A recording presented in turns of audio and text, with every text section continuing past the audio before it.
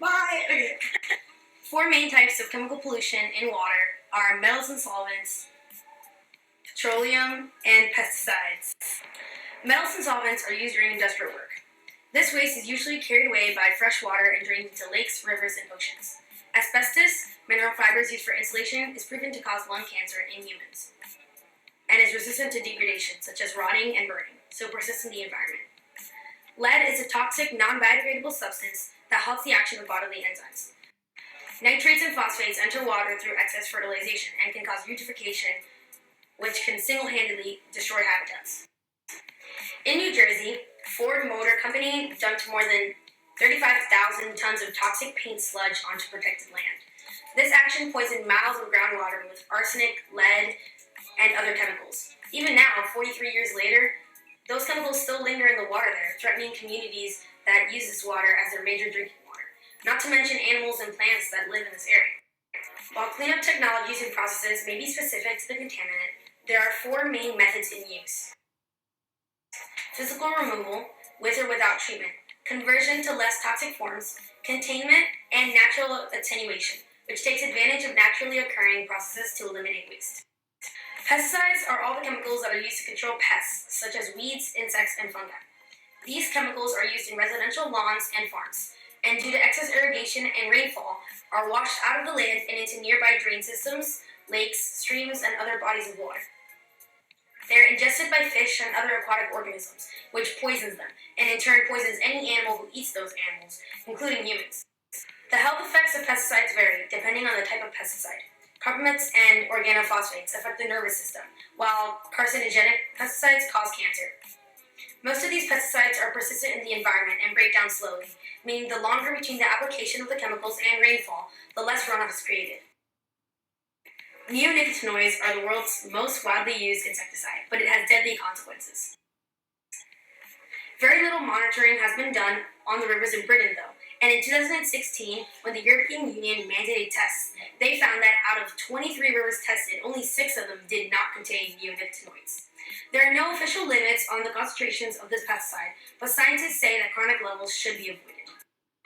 As you have seen, pesticides have varying but long-lasting negative effects on the organisms, including us.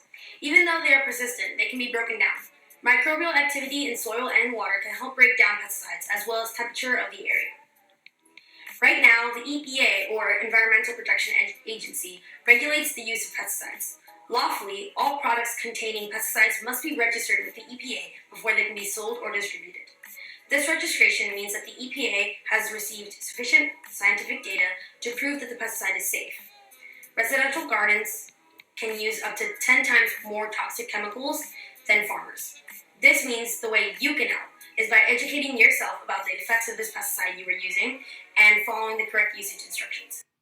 Petroleum, or oil, is naturally occurring oil that is mined by humans to be processed and turned into fuel. When it is being transported to other countries overseas, there is a chance that there will be an oil spill, which can dump millions of gallons of oil into the ocean, affecting ecosystems for miles. This oil floats over the water, preventing sunlight from passing into underwater ecosystems and breaking down food chains that rely on photosynthetic producers.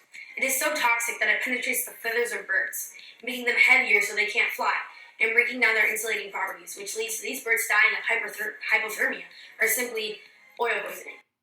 Many baby animals starve to death when their parents fail to locate them due to oil masking their scent. Some animals may become blind from the exposure to the oil, or swallow it accidentally from peeing themselves, and die of its toxic effects. The Gulf oil spill, or BP oil spill, is recognized as the worst spill in U.S. history. On April 20th, 2010, the Deepwater Horizon oil rig exploded and sank, killing 11 people. Days later, underwater cameras revealed that the oil was leaking about 40 miles off the Louisiana coast.